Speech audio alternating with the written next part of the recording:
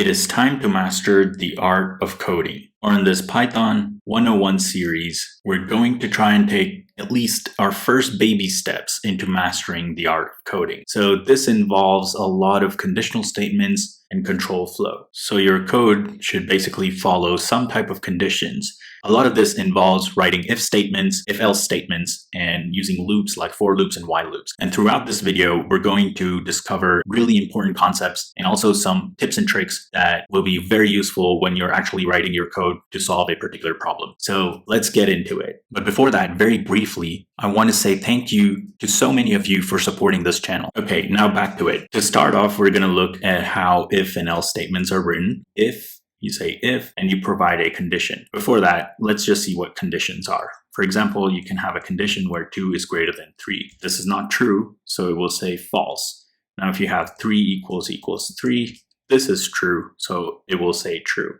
So these are conditional statements. There's a whole video on the channel for conditional statements if you're interested in knowing or learning about them, so do check it out. But for this video, we're just going to jump straight into it. So if we say, let's say 2 is less than 3, which is true, we're going to say print 2 less than 3. So because this is true, the statement will run. Now, if it's not true, if I just flip the sign here, it's going to print absolutely nothing because this line does not get executed. So this is the syntax. So you have a statement, which is like if, then you have a condition followed by a colon, and then you have this indent, which appears, at least on Google Colab, when you press enter, and on most IDEs, it will go straight down there. So this space is called an indent, and this is necessary to indicate that any statement that you write here will be part of this if statement. So if this condition holds good, only then these 2 lines will be executed. If not, it will not be executed. So that's how the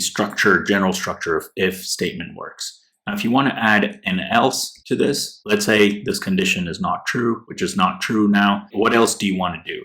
So I'm going to say else, again, use the colon. This time you don't need a condition because you can say if this condition is false, just do this. So I'm going to say print and then say 2 is greater than 3. Now, if I run this code, you will see that 2 is greater than 3 is printed, which means these 2 lines are not executed, but this line is. So that's how if statements work and if and else statements work. You can add more conditions. You can also do some nested if, like for example, if I say something like this, 2 less than 3, this should also do the same thing. 2 is greater than 3. And then I can say within this, I can also add another if statement and say if 4 equals 4, then I can say print 4 equals 4. This is called as a nested if. So you can also go how many ever number you want. I can add another if inside here. I can say 3 equals 3 and just say print 3 equals 3. So you can see that there's like one if statement within another, and then there's another if statement within this if statement. So this is called as a nested if. So if you didn't know this, now you know. Now there is another way of writing this, and that is using elif. So this is basically short form for else if. You can provide another condition here. Say, I'm going to say 3 greater than 2. You can say, oh, that would actually be the same condition as this. Well, let's see. You can say print 3 greater than 2. So what this does is this should be printed. Okay, that didn't print. Even though the condition is true, it does not print that. And that is because of the else part in the statement. So because this condition was true and this wasn't true, so it skipped all of these 2 lines, then it went here, and because all of these lines were executed, or at least the first line was executed, it skips the else part. So you can see how it can be useful depending on how you want your code to perform. So if I just put as if here instead of elif, that will be a different story. You can see that the last line or this statement basically was printed.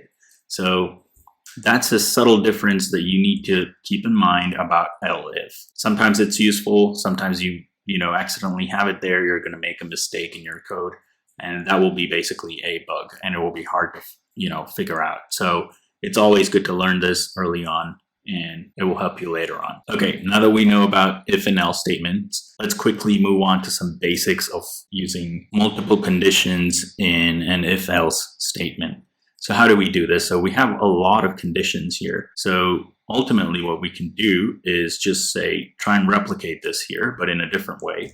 So what I'm going to do is use all the conditions here, 2 less than 3, and so I'll just show the entire structure later and explain later. So then I'm going to do 4 equals 4, so that will be that, and I'm going to say 3 equals 3. So what does this do? So let's enclose all of this in the bracket here. This is basically using an AND operator within our conditions. So what this statement basically says is this entire thing in the parentheses will be true if each of these conditions hold true.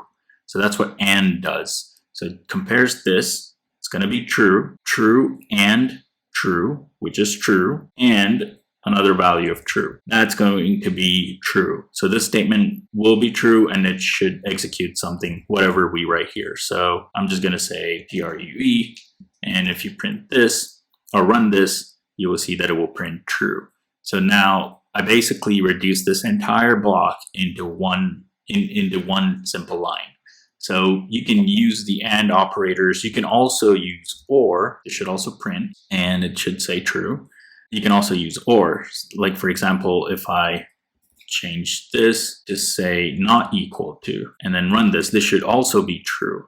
And the reason is you just need one of these sides to be true. So this entire side is going to be true, or this will be true, but this is false. So one of them has to be true, and which is why it prints. So you can use a combination of conditions to run a particular set of statements or code or whatever. This is basically combining different conditions within an if statement. Now, one thing that people don't like and don't do is something like this. It works, but people don't do it and they don't prefer it.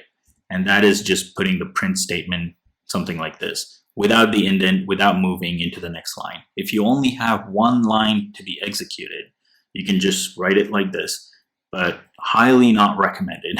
So it's kind of annoying to see something like this. But you see it works, but it's not recommended. Just have it like this. It's simple. Save the heartache for everyone. Now that this is done, let's move into some loops. So we're going to start with while loop, which the structure is very similar to the if statement. So you say while instead of if, and you provide a condition. You provide something like, I'm going to say n is less than 10. The reason I use n, I will explain in a while.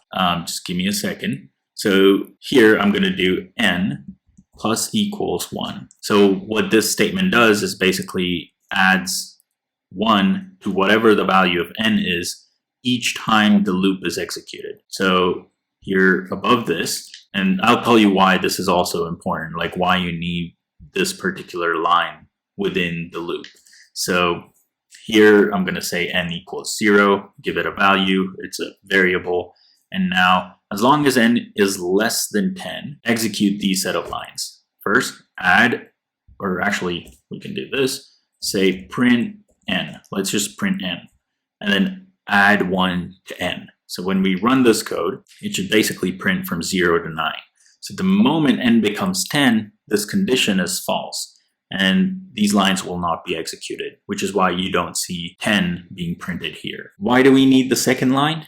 This is to make sure that our loop does not run for infinitely long amount of time. So you need some kind of a stopping condition. So while loops are good when you kind of have an idea of when your particular code or set of statements will stop, if you provide a stopping condition. Now, this is very useful in cases where you know how many times you want these statements to run. In that case, using a while loop becomes very convenient. Now, there are cases where you don't know how long your code would run. There's another loop for that. We'll talk about it in just a minute. But let's just try and make this a little bit more interactive.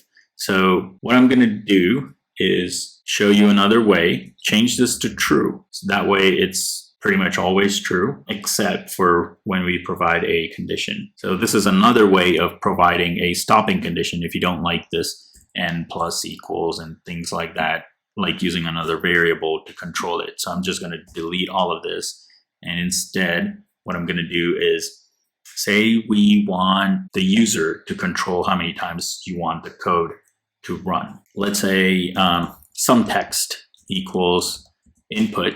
Input is a function that allows the user to input something. So I'm just going to say something and leave it like this. Within this, what we can say is use an if statement. So say if text equals stop. If it's equals stop, then I'm going to say break. So this break statement will actually break the loop. That's what this if statement is going to do. Now, if it's not equal to stop, so I'm going to go, you see how I went back to this particular line? If it's not stop, then don't break. Instead, print whatever the text is. Here, what it does is this loop is always true. So it's going to execute these lines. So we're going to ask the user to say something. So whatever we put in, that will be printed. But if we say stop, then this entire loop breaks. So here's how it's going to work. So it says say something. I'm going to say good. It prints good. Say, I don't know, none. It's going to say none. And then I can keep going on and on, typing just some text, and you will see that it keeps printing until I say stop. When I press stop, it's going to stop the loop. You see, it no longer appears for the user input. So this is another way to allow the user to control how many times you want the code to run. Now here's another trick. Sometimes when I run this, let's say I'm going to say stop. I'm going to keep the S as capital. It's going to print stop. If I say stop, it's still going to print stop. So this is very much like case sensitive. So if you want to sort of change that, what you can do is here, you can use the lower function, right? So you can use the lower function. Probably not this way. It's a method. So we're going to do text.lower and run it like this. So, we had to stop here. So stop, there we go. And now if we run this, you see now if I say stop all caps, it's still going to stop. So this is another condition that you can think of and keep in mind on how you can stop a while loop. Now I'm going to show you the try and except statements and how you can use try and except. So now that you know this loop, let's try and keep this the same. Let's try to check if whatever input the user puts in is actually an integer or not. So let's say we have a program, like for example, you want the user to input their phone number or their age. So those are numbers, right? And let's say instead of entering age or phone number, the user puts their name. So name would be a string. So we want to make sure that the user enters only numbers. If they enter characters or strings, we have to say something and say that that's bad input. I'm going to keep the stop condition the same. The text line would basically, I'm going to change it to enter a number. And then here, I'm going to put more conditions here. So now if we want to check what data type the user puts in, we can always do the, say, print type and say text, right? This will always be a string because text will always be a string. Whatever, even if you input numbers, when you use the input function, this will always be a string. So this will only give us string even if we put in numbers. So this is not really useful. So instead, what we're going to do is use the try and except statements. So I'm going to say try, and the structure is very similar to the if statement and while statements and all the others that you've seen. So you say try, use a colon, and I'm going to say print integer text. So what this does is basically convert the text to an integer. So if the user entered a number, it will convert it to an integer and it will print it. Now, if they entered a string, this will throw an error. So in case it throws an error, I'm going to do except say print, let's say not a number. So you see what this does is, this is also kind of like an if statement type of flow, but it handles the errors. So instead of your program terminating when it encounters an error, you can provide an exception. So you can say, if this statement throws an error, try this, like, or do this. I know that it's the other way around, but it's like, try the statement. If it throws an error, do this. So that's what this means. So let's try and check this. Ultimately, it's going to print text. So here, enter a number. I'm going to say 56, and it prints 56. You see it printed it twice because I have this print statement here. So I'm just going to comment that out. And then you see probably I should stop here because I made the change. But anyway, so let's run this again. Remember, we need to say stop to stop this loop. So it's going to go on and on until then. So 45 is a number, 56 is a number, so it keeps going. Now if I say test, it's going to say not a number. So if I say, I don't know, J, it's going to say not a number. Until I say stop, this will not stop. So let's try a full, there we go. It just stopped. This is try and except within the while loop. So I hope you can see the utility of this particular snippet of code. Now, remember we spoke about the break statement. There is a similar statement, but works slightly differently, and that's called the continue statement. So let's look at how continue works. In the same code snippet, what I'm going to do is, instead of like right after try, I'm going to say continue. So let's run this. Oh, didn't mean to do that. Let's run this. Okay, it says enter a number. I'm going to say 45. It's going to say enter another number, 56. Go for numbers. You see how it's not printing this anymore? So basically what it's doing is, unlike the break statement, the break is going to break the entire loop and stop your code from running. Continue will skip the lines following, which means it will skip this print statement. It's going to skip all of this. It's never going to go and try anyway, but it's going to skip all the lines underneath, and it's going to go straight back to while. So you see that green mark there? So that basically means because of this continue statement, it's going right up here. So that's what continue does. In a loop, if you have continue, and the moment the interpreter hits the continue statement, it's going to take your code level or the execution back straight to the start of the loop. So it's again here, and I'm going to say some numbers, and it keeps going on and on until I say stop. So when I say stop, it's going to stop the entire thing. So that's what continue statement does. Now, similarly, there's another statement called pass. Pass is a statement it's basically a placeholder statement. So let's say I don't know what to sort of do here. So I just say pass. While it's true, pass. I don't know what to put here yet. So I'm just going to keep that so that, for example, if I don't put pass and just run the code like this will throw an error. So if you want to come back later and fill some statements in there, and this will happen when you're writing a really large chunk of code, you just want something to, just stay there without throwing an error, because you may have more statements or lines later on that you need to execute. So in that case, you can just put in pass. So if you run this will probably run kind of like forever. So you need to make sure you stop it. So this is where its disadvantages occur with the while loop. So you would have to manually stop your code. If not, it's just, stuck there, right? So that's what pass does. Okay, now let's get into for loops. For loop is good when you don't know when to stop or after how many iterations you want to stop. So if you don't know that, use for loop. So the structure is kind of similar. So you say for. The only difference here is I say for I in, now let's say range. I'll explain what this is and provide a number. The overall structure is similar. You use the colon and press enter. It should start an indented block. And here I can say print I. What this does is I say take a range of numbers. So if you just do this, like you'll see, so here it says return an object that produces a sequence of integers from start to stop. So you provide a start and stop numbers. In this case, by default, the start is 0, and the stop number here I've provided is 10.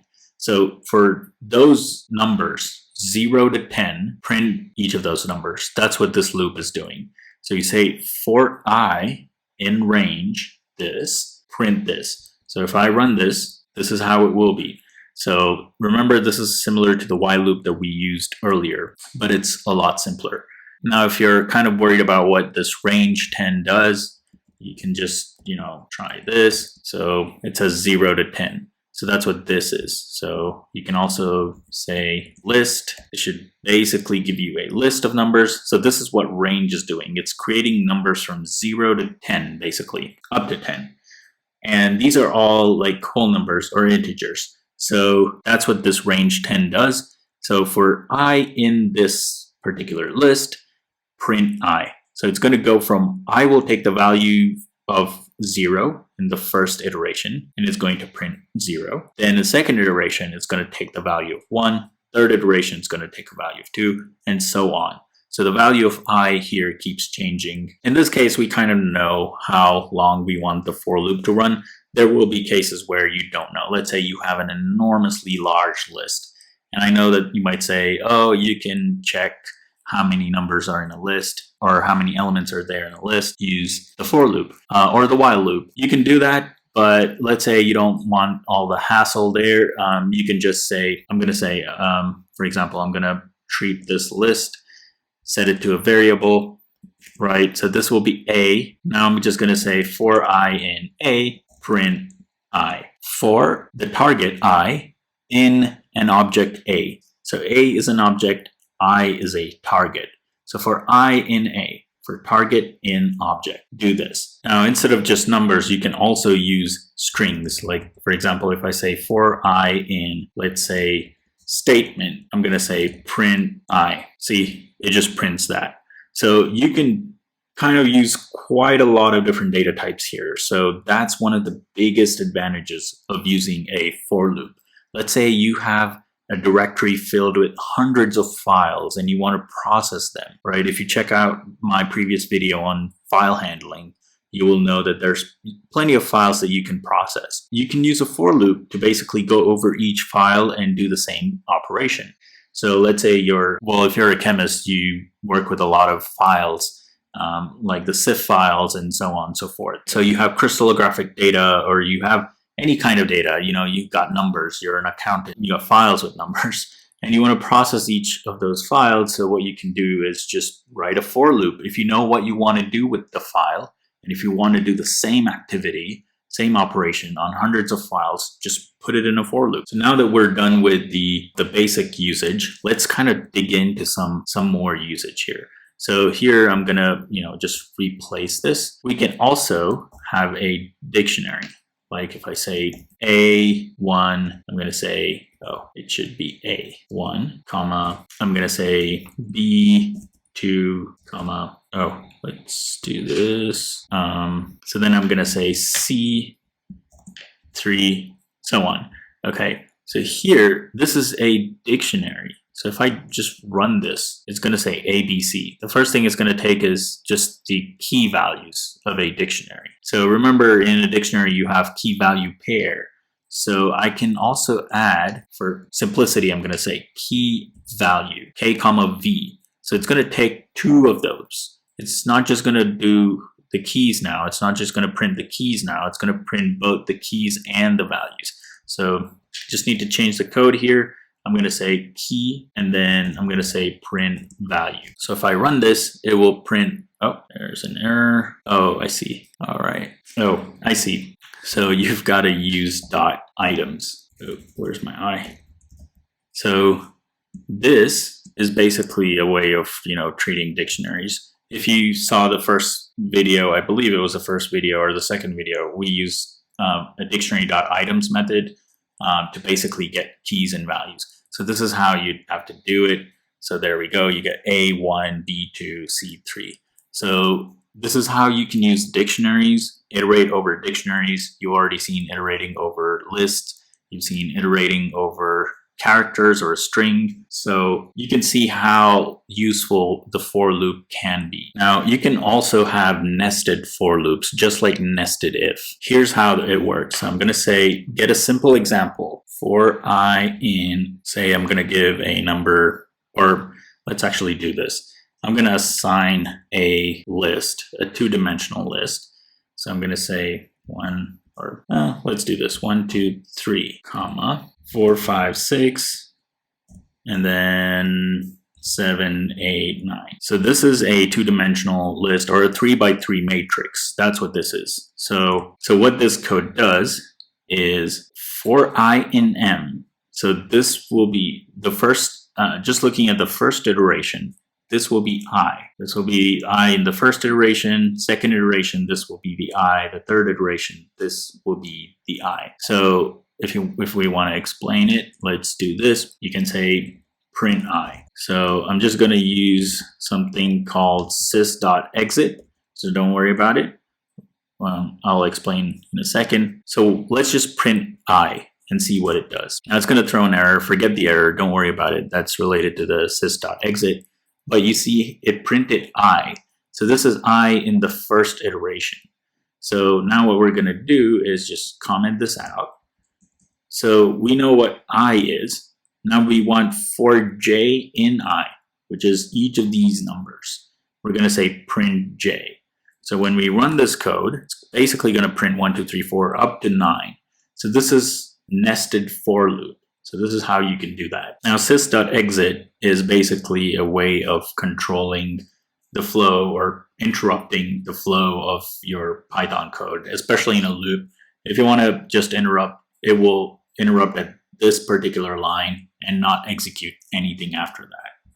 So that's what sys.exit does. You have to import the sys module. We'll talk about it later in upcoming videos. So stay tuned for that. And by the way, if you are enjoying this, if you're learning from this, do consider liking this video and also subscribing to the channel. It really helps us grow this community. So thank you for that. Okay, now there is another way to do the same operation without sort of having a nested for loop. And that is using what's called as enumerate. So if I say for I comma j in enumerate m, so what this does is basically going to, actually here, let me show you. So if I say print I, only I, so you see it's going to do 0, 1, and 2. What these are basically the index numbers. So this is first element, second element, third element. And indexing always starts with 0. So that's why you have 0, 1, 2. Now if I print j, this is going to be the actual numbers here. So you see how it prints out this. This is another really important function that you can use, enumerate, to get the index number and the value. Okay, now we've seen range, we've seen enumerate. There's one other way, a really fancy way of writing for loops, and that's called list comprehensions. And this is very important because you will see this pretty much in every code that people write.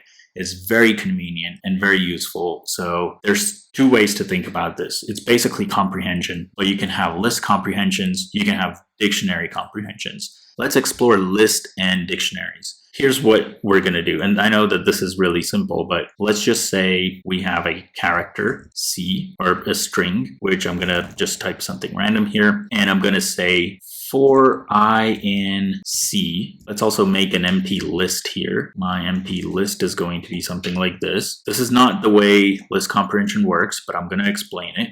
I just want you to know first what I'm trying to do. So for I in C, I'm going to say list.append I. So then what I'm going to do is come out of the loop, make sure there's no indent. So that's how you know you're outside the loop. And then I'm going to print list. So when I run this code, our list will look something like this. So what it's doing is it's taking each character in this string and appending it to our empty list. Now you can see this is quite a lot of code, like quite a few lines.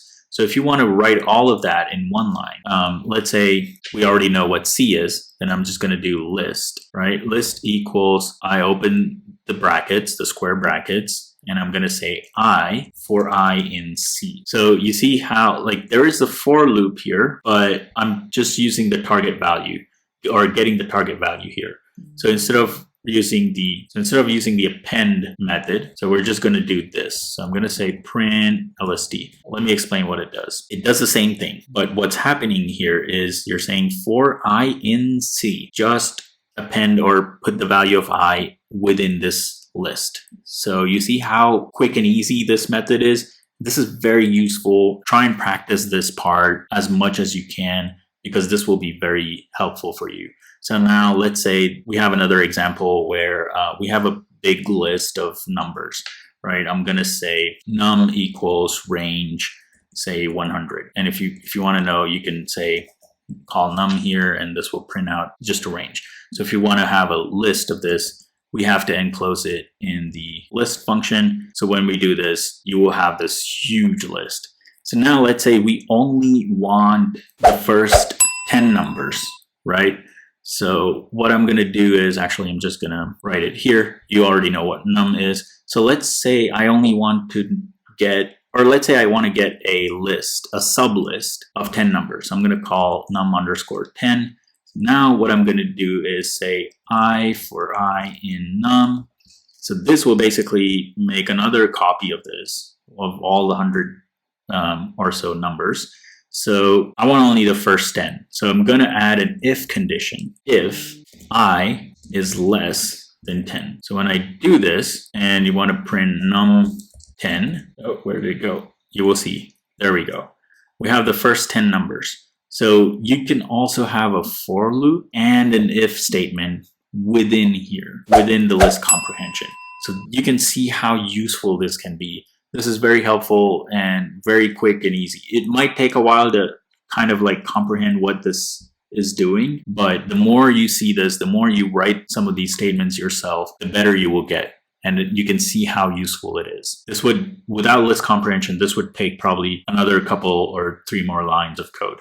So that's how useful list comprehensions are.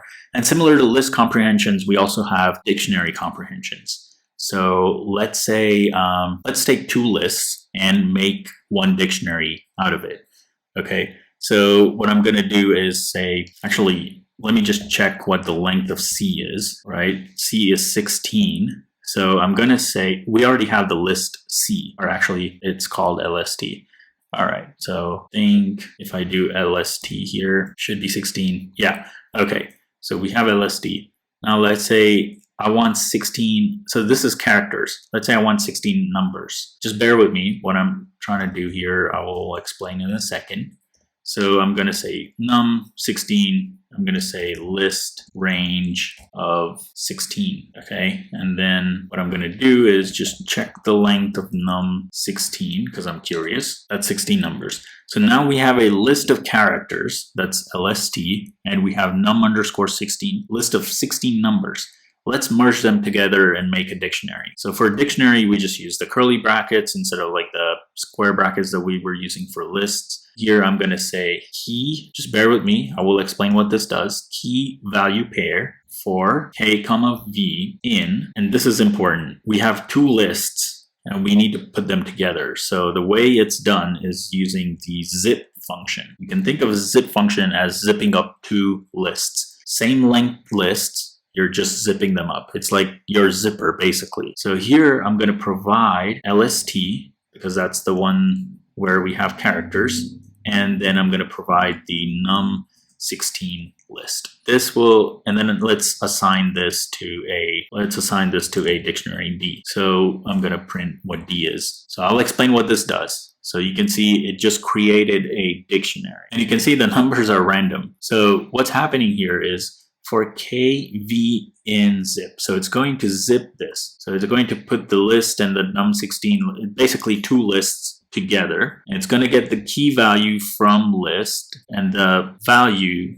from num. Sorry, I should explain it better. It gets the key from the character list and the value from the number list. And it puts them together like this. That's what's happening here. And then it's making a dictionary out of it. So this is dictionary comprehension. So if you want to know what the zip does, so let's just copy this and then paste it here. Don't think I copied it. Let's just copy that, paste it here, and then run this. So this will be a zip object. So if you want to know what's happening there, let's just convert that to a list. And when you run this, you will see how it's paired. Each of these characters are paired with a number. And you can see that there's like some numbers are missing, right? And we don't know why. Like, why is that the case? So let's just check what the length of our dictionary is. It's 11. So some numbers are clearly missing, or some characters are clearly missing. So when it's making a dictionary, if you have, for example, if you have S appearing twice, it's going to overwrite the value. Same with E. So if you look at our zip list, you're probably going to see more than one E. So there's one E here, there's one E here. So it overwrites those key values. So you can see there's one O here, another O here. So which is why the length of our dictionary is shorter than what the zip list shows. But you can see how dictionary comprehensions can be really, really useful. If you have your data in the form of lists and you want to kind of pair them up together to make dictionaries, this is one of the most easiest way to go. Another way that a lot of people do use, and this does not involve any for loops, is basically using the dict function on the zip list itself. So if I say zip, then I do lst, comma, num underscore 16. So this should also result in a dictionary. There we go. Again, a shortened dictionary because we have we have multiple values for the same keys. This is another way, but I just want you to, explore the dictionary comprehension. You can also add like if statements and if statements mostly into this dictionary comprehensions. So that's how you can use loops and conditional statements to sort of expand your code, make it more generalized, and also control the flow of your code. So if you've learned something from this video and you want to contribute to our channel, please do consider liking this video, share it with your friends who are learning as well, and also subscribe. That way you stay up to date on all the tutorials that we put out. And I'm also thinking of coming up with some more content in general on what it feels or what it's like to have a PhD in chemistry and how is it good in terms of the current market, and also some more tips and tricks on learning Python and other programming languages. So with that being said, so until next time, have an amazing day. And if you want to check out our 5-day challenge, click on these videos on your screen where we go over so many more concepts in Python and take up the challenge to learn this programming language in a matter of 5 days. It will get you kickstarted into your programming career and also help you basically do all redundant tasks much faster. Until then, take care. Goodbye.